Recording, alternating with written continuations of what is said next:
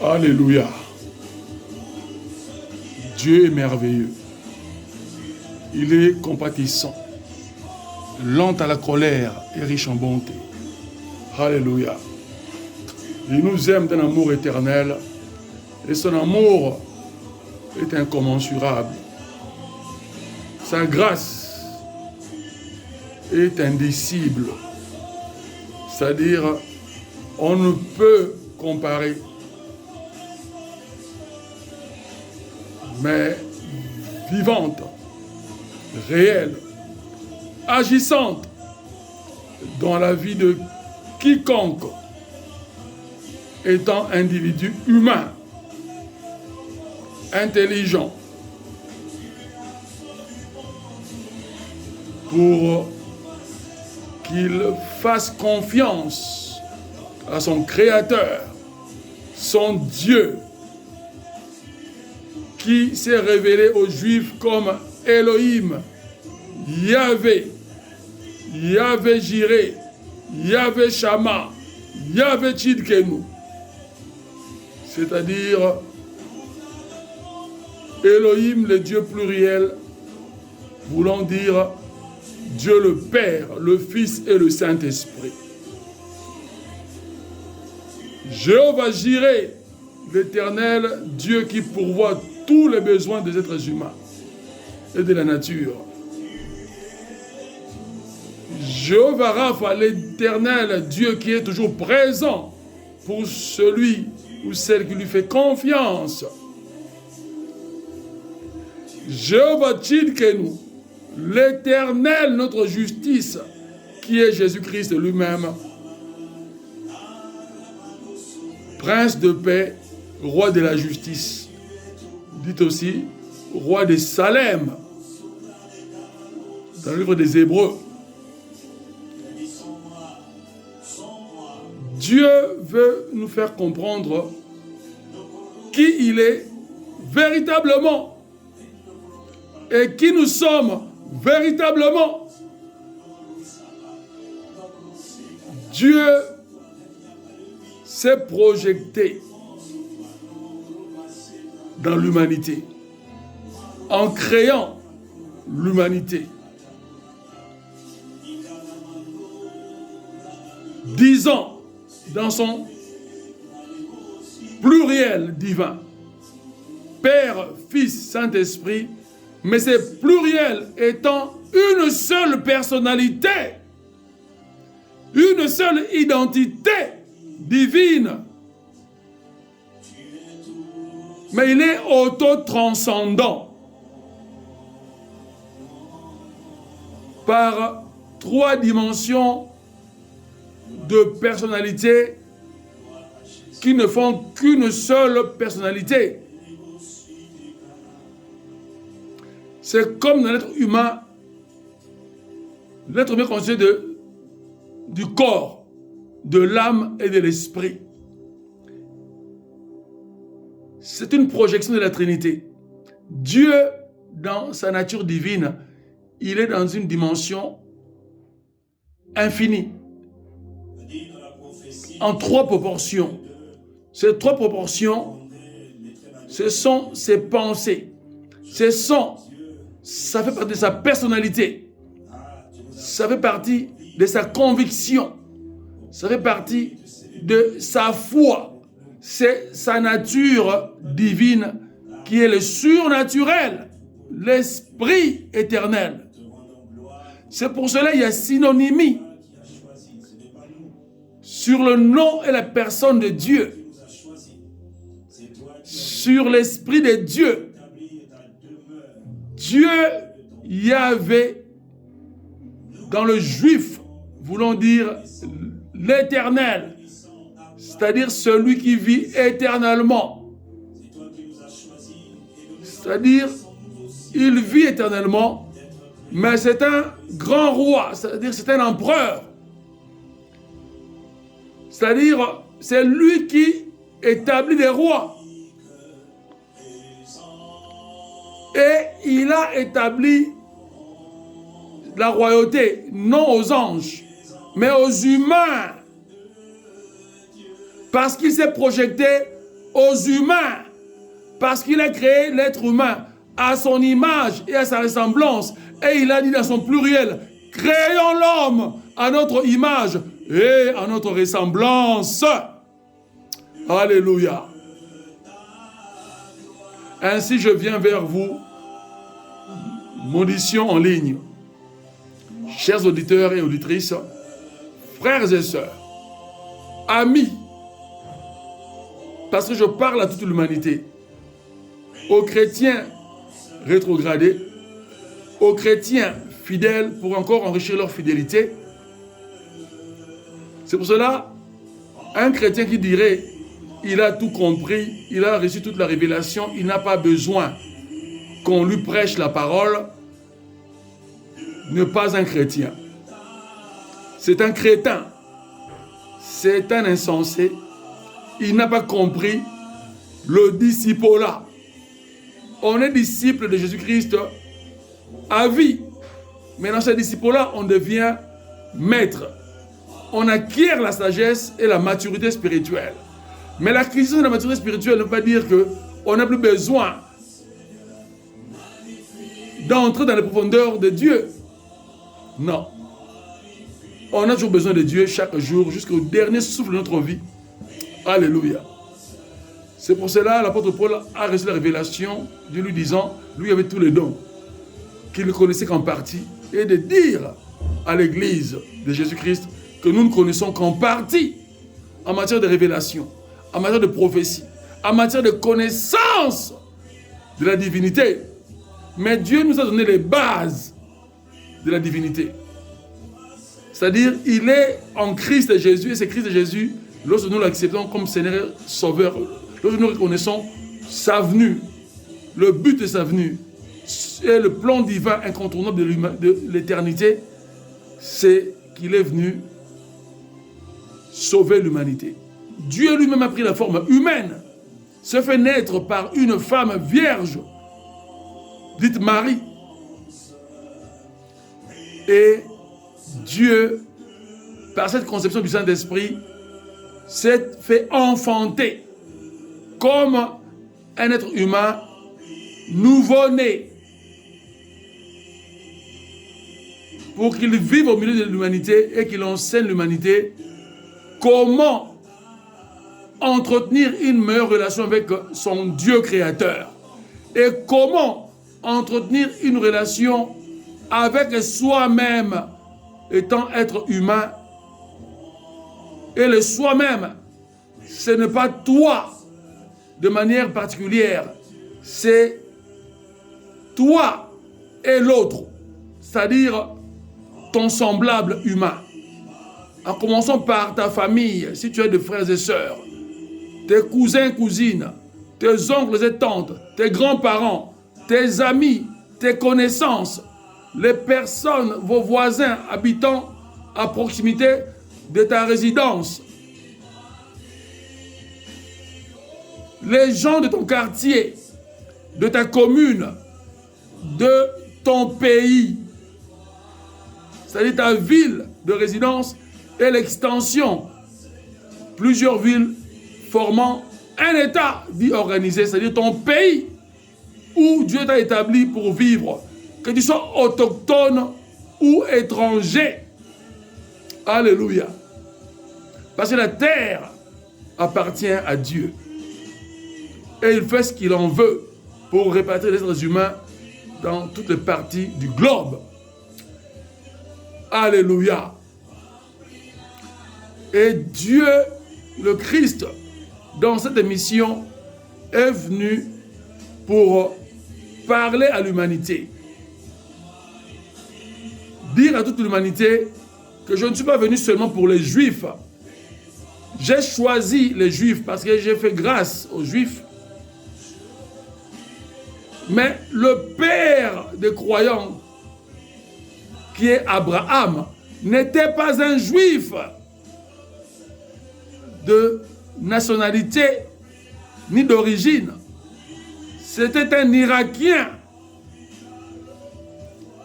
Et il a fait d'un Irakien le père de tous les croyants. Abraham. Mais tous les croyants, c'est-à-dire Dieu appelle toute l'humanité à croire en lui, en tant que le Dieu unique, monothéique. Et il a établi une nouvelle alliance. Et d'abord, il a établi une relation avec Abraham, une relation d'amitié. Pour plus loin étendre cette relation dans la nouvelle alliance. Mais avant la nouvelle alliance, il a préparé cette nouvelle alliance par l'ancienne alliance qu'il a donnée à Moïse. Les 613 lois judaïques qui constituent le 10 commandements résumés, c'est-à-dire les 613 lois de la Torah sont résumées en 10 commandements. Et aujourd'hui, les Juifs qui sont conservateurs, dits judaïques, pratiquent toujours à la lettre les 613 lois que Dieu avait données à Moïse. Et de ces lois, il y a des lois spirituelles et des lois morales. Il y a des lois de sacrifices qui sont de valeur spirituelle, que Jésus-Christ est venu dans la nouvelle alliance annuler. Parce que Christ a dit, je ne suis pas venu abolir la loi, mais je suis venu l'accomplir. Là, c'est une partie de la révélation. Mais comme la Bible se complète elle-même, Christ a dit aussi, autre part, qu'il est la fin de la loi de Moïse. Et il a donné la révélation à l'apôtre Paul de dire que la loi de Moïse demeure un ministère de la mort. Dieu est précis. Il a institué le mariage sur Adam et Ève. Il a étendu ça dans l'évolution de l'humanité. Mais il a donné l'autorité. Depuis la création, la première autorité divine dans l'humanité, c'est l'homme masculin. Que l'on veuille ou pas, ce n'est pas déshonorer la femme. C'est bien au contraire honorer la femme. Puisque la femme est tirée de l'homme, a été créée à partir de l'être humain masculin créé d'avance. C'est pour ça que dans la biologie, l'homme porte les 2 chromosomes X et Y, biologiquement parlant.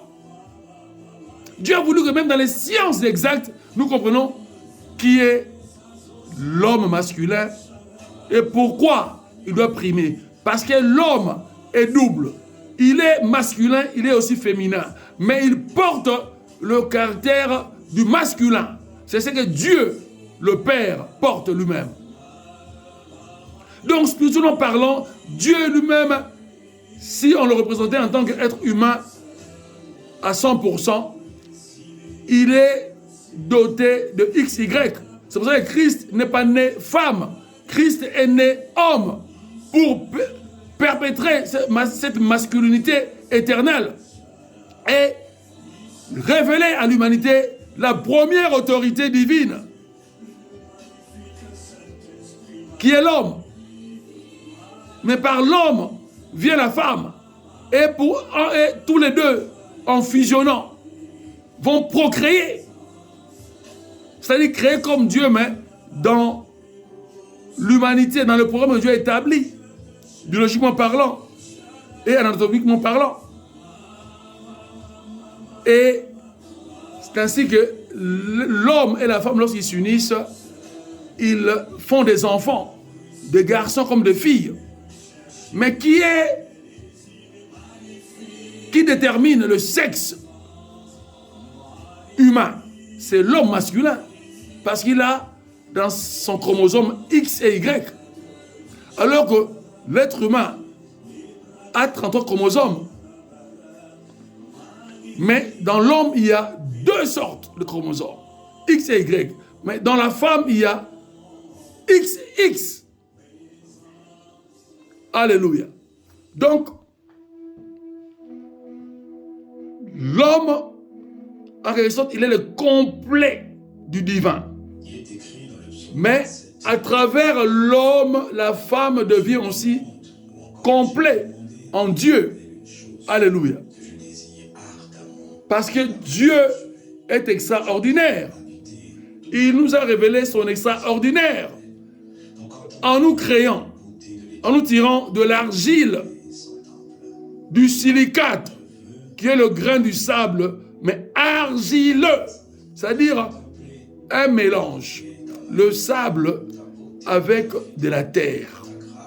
Une terre avec laquelle on peut donner une forme quelconque. Une qui devient élastique. C'est ça l'argile. Quand le potier fabrique de l'argile, il fait cette masse d'argile et il étend, c'est élastique, il donne de forme. Il peut mettre ça dans un moule pour que l'argile prenne la forme de ce moule-là. Mais si on prend le sable de l'océan, de la mer, on met ça dans un moule, le sable ne prendra pas une forme exacte. Elle va prendre la forme pendant un temps. Mais lorsqu'on va retirer le sable, elle va se disséminer. Elle va s'éparpiller, se mélanger et reprendre une forme non distincte. Pourquoi? Parce que c'est du sable. Mais l'argile, elle prend la forme qu'on lui attribue. Alléluia. Et Dieu est le potier suprême de l'éternité. Il est l'architecte suprême de l'éternité. Il est le savant suprême de l'éternité. Il est le tout bienfaiteur de l'éternité. Alléluia. Et il nous appelle à lui obéir. Ainsi,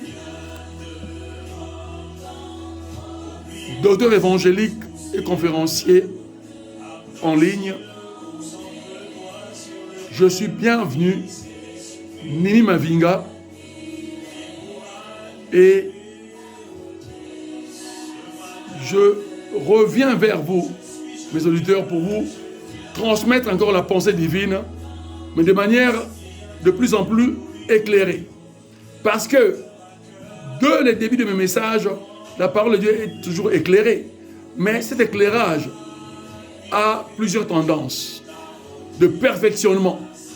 Plus on écoute la parole de Dieu, plus on se perfectionne en intelligence ordonnée et en sagesse extraordinaire. Mais la sagesse est maîtresse de l'intelligence. La sagesse est inspectrice de l'intelligence. La sagesse est coordonnatrice de l'intelligence. Mais quelle est cette sagesse? C'est la sagesse divine. Par le Saint-Esprit qui est l'Esprit de Dieu le Père et l'Esprit de Jésus-Christ. Alléluia. C'est le même Esprit. Comme au sein de ma sœur de baptême, j'en fais le rappel pour ceux qui ne comprennent pas la Trinité. Christ lui m'a dit, baptisez-les au nom du Père, du Fils et du Saint-Esprit. Pourquoi il a dit ça? Parce qu'il a créé l'être humain d'abord dans le Père, dans le Fils et dans le Saint-Esprit. Dans Elohim, dans sa personnalité plurielle, c'est-à-dire qui est 3 fois saint. Il a dit, créons l'homme. Il n'a pas dit avec les anges, il a dit dans sa nature divine. Il s'est dit à lui-même, dans sa personnalité triple, mais qui est unie. Et qui ne fait que définir une seule personnalité et une seule identité qui est Dieu. C'est pour cela même il a donné à l'être humain une répartition dans sa nature. Corps, âme et esprit. Mais il y a beaucoup d'hommes qui possèdent encore le corps et l'âme, mais qui n'ont pas l'esprit. Parce que ce qu'on dit l'esprit humain, c'est l'âme de l'être humain. Parce que les animaux aussi ont une âme. C'est ce qui différencie l'être humain avec les animaux. L'âme de l'être humain est intelligente, est réflexive, elle est réfléchie. Mais l'âme de l'animal n'est pas réfléchie. L'âme de l'animal est extinctive. C'est-à-dire l'animal ayant reçu une mise à jour de Dieu, un programme dans son cerveau, l'animal ne fera que ce que ce programme de cerveau lui dicte. Par exemple, un herbivore, ruminant ou non, ne mangera pas de viande. Et de même, un carnivore ou carnassier ne mangera pas d'herbe. C'est-à-dire un lion qui est carnivore ou carnassier ne mangera pas de viande ni de fruits parce que sa constitution, son anatomie ne le permet pas. S'il en mange, c'est du poison, il va mourir. Et son instinct lui dit que c'est du poison, c'est pour ça qu'il n'en mange pas. De la même manière que l'herbivore. Un mouton ou une chèvre ne mangera jamais de la viande. Une antilope ne mangera jamais de la viande. Un éléphant ne mangera jamais de la viande. Etc. Donc Dieu nous apprend la spécificité de l'intelligence par la subdivision zoologique des sciences naturelles que l'on a appris dès le niveau de l'école primaire. C'est pour cela la foi est attachée à l'intelligence. Et la théologie est très importante pour comprendre la parole de Dieu, comment les Saints-Esprits nous parlent. Les Saints-Esprits ne parlent pas aux animaux, ils parlent à l'être humain. Et veut que l'être humain comprenne qui il est, quel est son environnement et quel est son rôle dans cet environnement qui est le globe. Et Dieu lui a donné la suprématie sur le globe, sur la terre. Il a dit, dominer sur toutes les créatures. Et puis, gérer cette terre. C'est quoi cette gestion? C'est notre communication les uns des autres de manière cohérente. Et une fusion, une unité, un échange de dons et talents pour construire la société humaine. Dans une politique de démocratie exacte. C'est là où intervient le second commandement de Jésus-Christ. En annonçant les 613 lois de Moïse et les 10 commandements, il les a, là où il a complété, il a dit, aime Dieu comme de toute ta force, de toute ton intelligence, de toute ton âme. Mais c'est ce que Moïse a aussi dit dans ses prescriptions. Et puis, ce que Moïse n'a pas dit, il a dit ça dans les lois morales. Ne fais pas de mal à ton prochain, etc., etc. Ne prends pas la femme de ton prochain, etc., etc. Christ le dit de manière plus profonde, mais simplement. Il dit, aime ton prochain comme toi-même. Et la démocratie intervient dans le second commandement. Si tu es chef d'État ou monarque, roi ou reine, tu dois aimer ton peuple comme toi-même. Tu dois aimer ton peuple comme tu aimes ta famille, tes enfants. Aimer les enfants des autres comme les tiens. C'est pour ça que tu accorderas des grâces et des faveurs à ce peuple-là.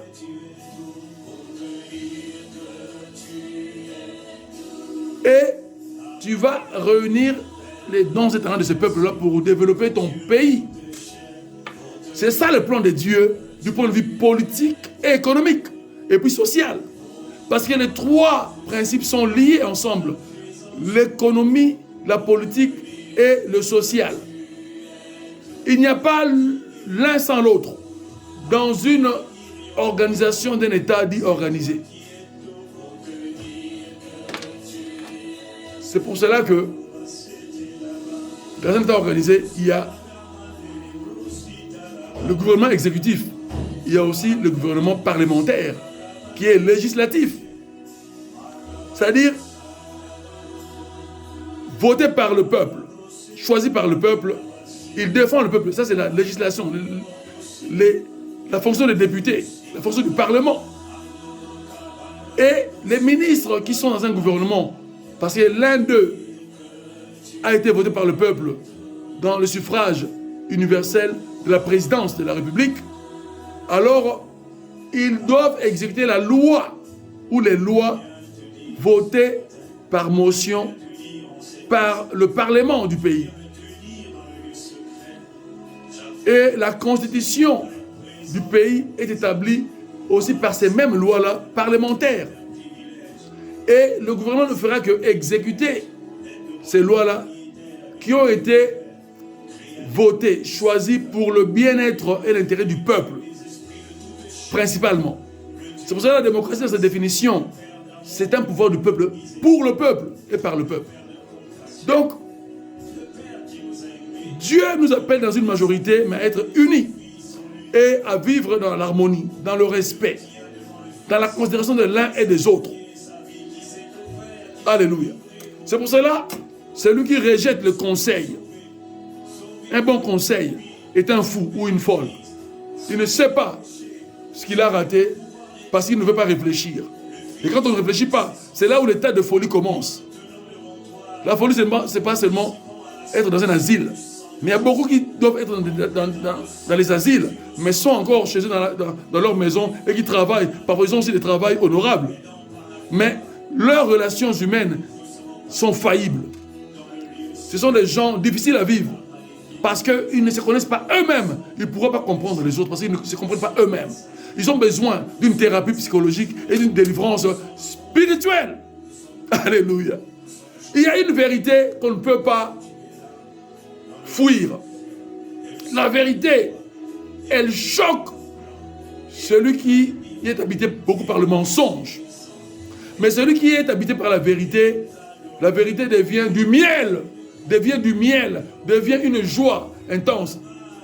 Et ceux qui sont sincères, ceux qui acceptent la vérité, sont des gens déjà qui ont une mentalité de disciples. C'est des personnes qui sont déjà disciplinés dans leur propre vie, même s'il y a des failles quelque part, l'être humain n'est pas parfait, mais qui savent écouter et retenir l'essentiel pour que leur vie s'améliore. Et ce sont des personnes qui sont sages et intelligentes. Alléluia. Dieu est merveilleux. Ainsi, j'intitule la thématique d'aujourd'hui « Un poids éternel de gloire » ou bien « Le poids éternel de gloire ». Le poids éternel de gloire. Mais qu'est-ce que cela veut dire? Il y a un poids dans le domaine spirituel que les machines électroniques, qui sont des balances électroniques, dans cette nouvelle technologie, ne pourraient pas peser. Parce que c'est spirituel. Il n'y a que Dieu qui peut peser cela. Alléluia. Alors, notre vie humaine sur terre est pesée par Dieu. C'est-à-dire, est organisée par Dieu, est inspectée par Dieu, commandée par Dieu, et Dieu veut que nous puissions porter des fruits dignes de repentance et de sanctification. C'est-à-dire obéir au conseil divin et marcher, vivre par rapport à cette éthique divine. Alléluia. Ainsi, Dieu nous conduira toujours dans sa volonté et non dans la nôtre. Alors qu'il nous a donné la liberté de choix et d'action. Mais il nous conseille impérativement que ce qu'il nous a dit, c'est la vérité pour que notre vie soit embellie sur cette terre et qu'après la mort, la vie spirituelle qui est éternelle prenne le relais. Et que lorsque l'ange sonnera de la trompette pour la résurrection des morts, ce sont ceux qui étaient fidèles, de véritables chrétiens, nés de nouveau du Saint-Esprit. Ce sont eux qui vont ressusciter le premier de toute l'humanité. Et automatiquement, ils vont se retrouver dans un corps de gloire auprès de Jésus-Christ sur les nuages, dits nuées, lorsque Christ reviendra. Là, ce serait le second retour de Jésus-Christ. Normalement, c'est le premier retour. C'est le premier retour de Jésus-Christ. Parce qu'il y aura aussi un second retour après le millénium. Christ est venu. C'était la venue. Il a revêtu l'humanité. Il a fini sa mission avec perfection. Et il a vaincu Satan et la mort. Et il nous a donné la puissance de la résurrection. Nous qui sommes ses disciples. C'est-à-dire l'humanité qui a reconnu la mission messianique universelle de Jésus-Christ. Et sa sainte personne divine. Et puis, sachant qu'il est venu comme fils de Dieu, pour nous donner le pouvoir d'être fils et filles de Dieu.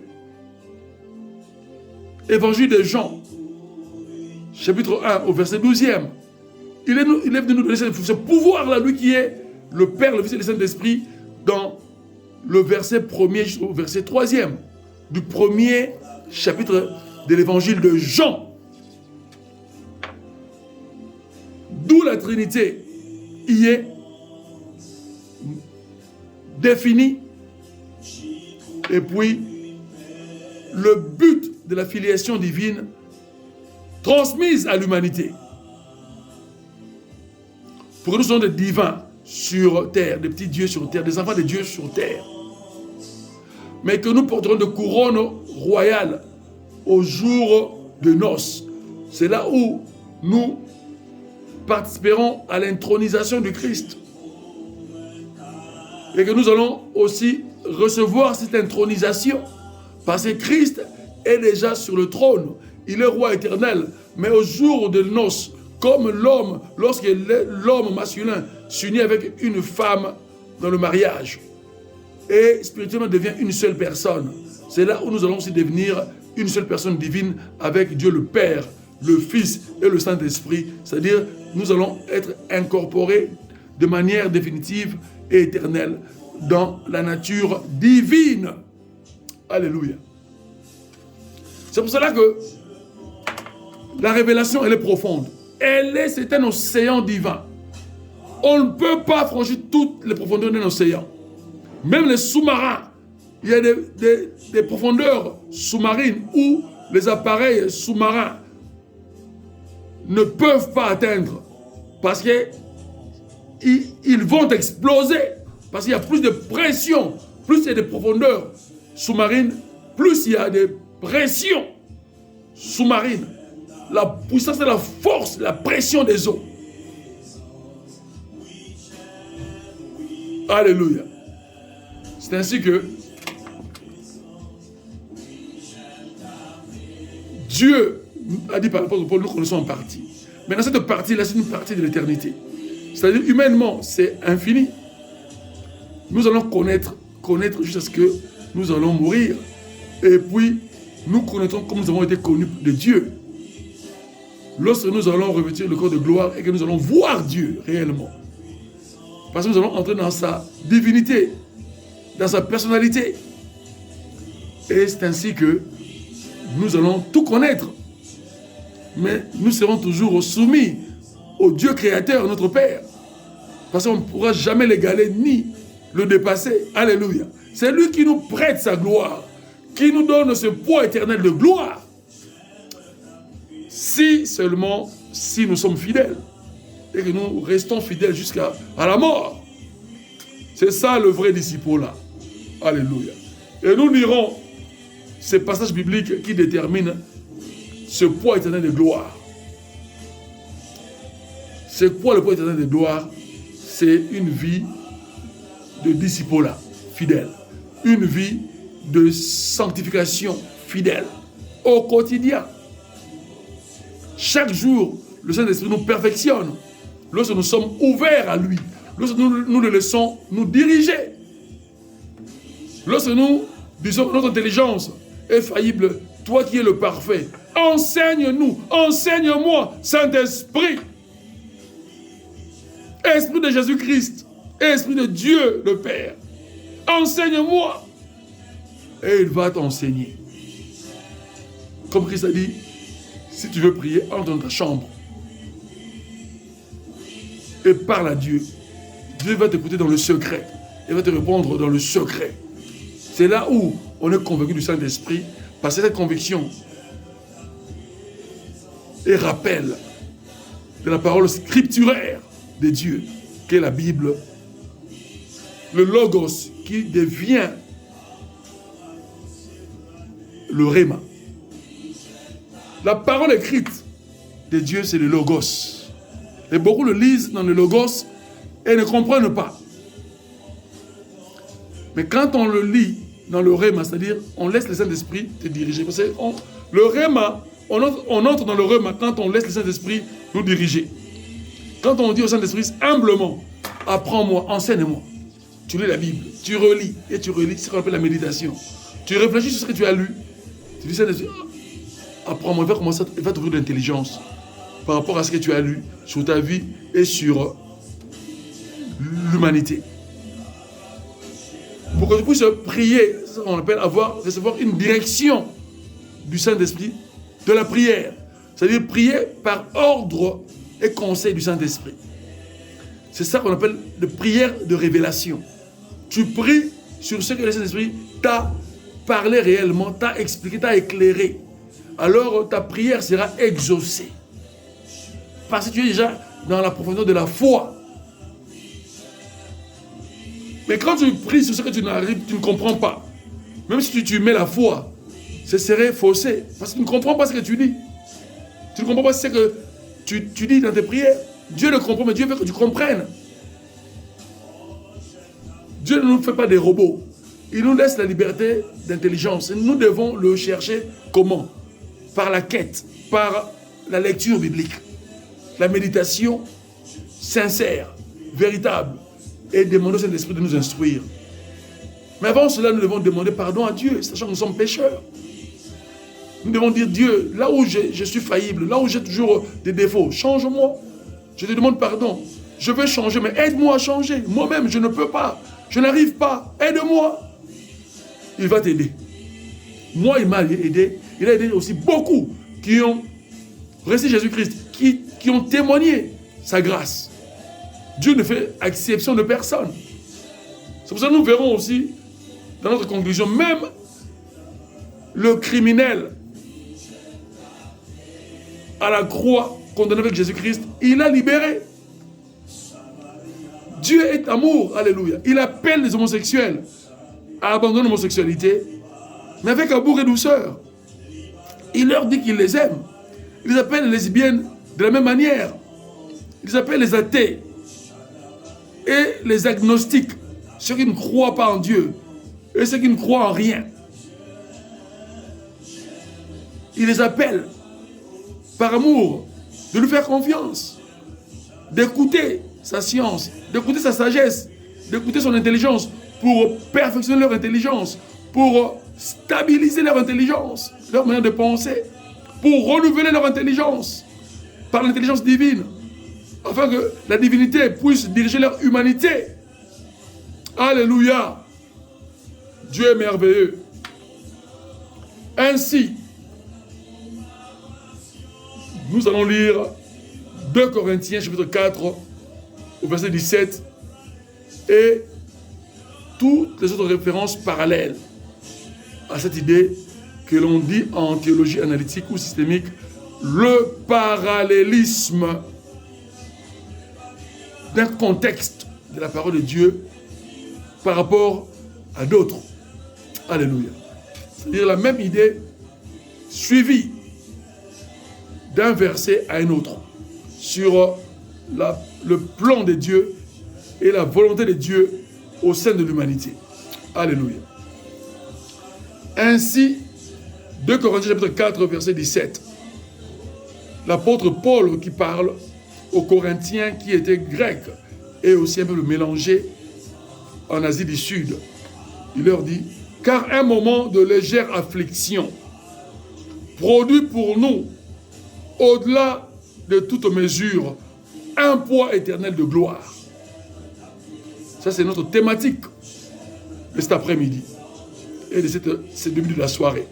Le plan, le poids éternel de gloire, c'est la sainteté, mesurée par Dieu, approuvée par Dieu, que l'on doit afficher dans nos comportements. Nous, humains. Alléluia. Alors, l'affliction, c'est quoi? C'est les épreuves difficiles. Ça représente les afflictions. Quand on est affligé, on est ému d'émotions. Soit une émotion triste, une émotion négative, selon la souffrance que l'on endure dans la vie. Selon X raisons. Le décès d'un parent proche, d'un frère, d'une soeur, d'un cousin, d'une cousine, etc. D'un enfant.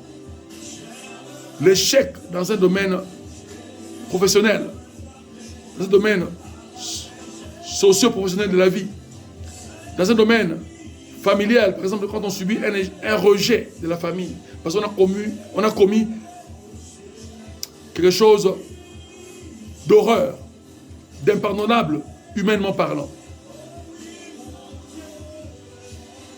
Notre conscience nous reproche notre mal et on souffre moralement en tant qu'être humain. Et puis aussi les autres difficultés de la vie dans lesquelles tu n'arrives pas à franchir le niveau pour être stable dans la vie. Et la stabilité de la vie, c'est quoi? C'est d'abord avoir Dieu. Mais les gens pensent que c'est d'abord avoir un travail, et puis avoir une femme, et puis des enfants. Et puis accorder à ces enfants un héritage cohérent. C'est ça en partie.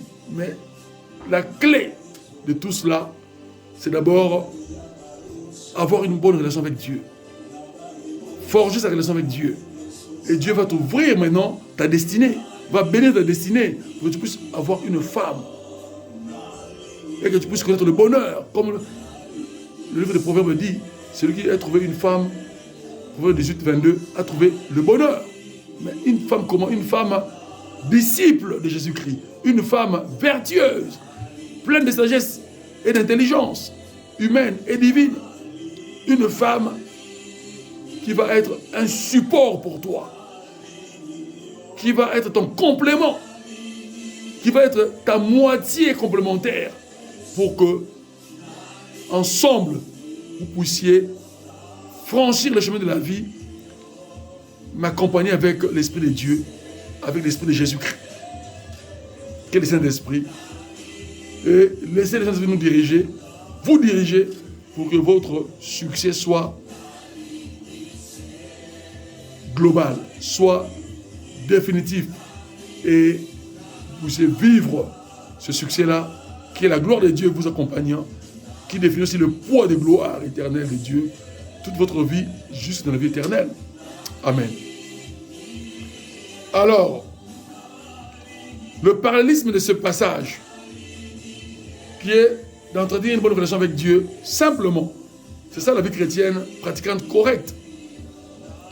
C'est 2 Timothée, chapitre 2, verset 10. L'apôtre Paul écrit à son disciple fidèle, qu'il a formé lui-même, Timothée, qui était grec et aussi juif.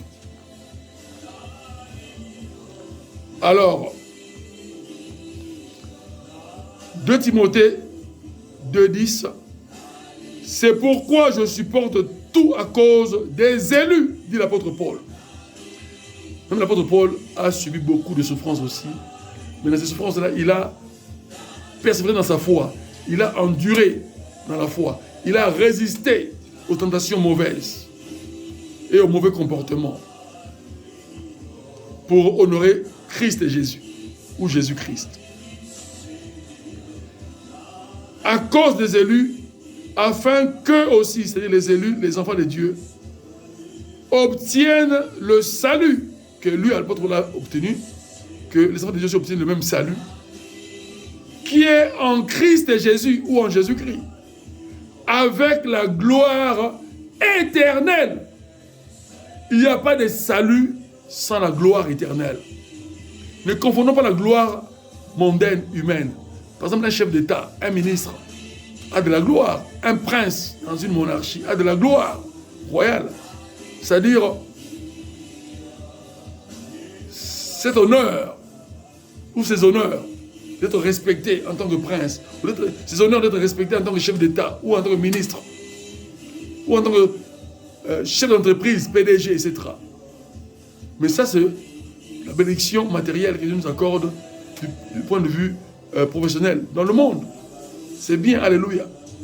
Mais ici, il est question de plus que cela et à l'infini, c'est-à-dire le succès d'éternité, qui est la gloire éternelle, qui est la gloire de Dieu en toi qui a cru et qui a obéi.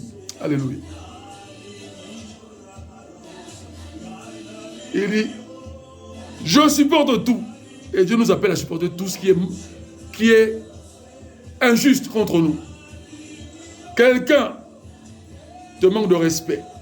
Quelqu'un te traite de menteur, de bête. Pardonne cette personne-là. Mais tu sais qui tu es. Plus pour cette personne. Et continue ta voie chrétienne, pratiquante, de manière fidèle. Ta relation avec Dieu de manière fidèle. Dieu va t'honorer. Alléluia. Et un jour, cette personne-là, Dieu va la confondre et lui faire entendre raison qu'elle était dans le tort, qu'elle était fautive, qu'elle avait agi en folie humaine et diabolique. Et cette personne-là va s'ouvrir à Dieu, va se repentir, va demander pardon à Dieu. Et si Dieu permet que vous rencontrez, elle te demandera pardon verbalement et sincèrement.